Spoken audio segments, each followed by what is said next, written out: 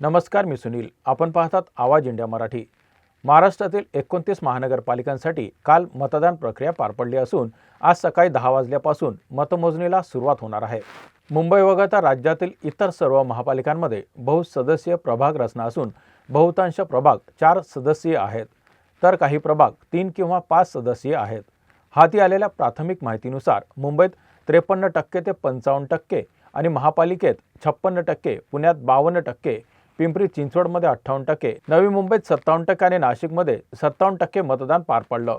तर परभणीत सर्वाधिक 66% आणि जालन्यात 61% मतदानाची नोंद झाली. राज्यातील 29 महापालिकांमध्ये जोरदार प्रचार, आरोप प्रत्यारोपांच्या फैरी झडल्यानंतर गुरुवारी मतदारांनी ईव्हीएममध्ये आपला कौल बंद केला.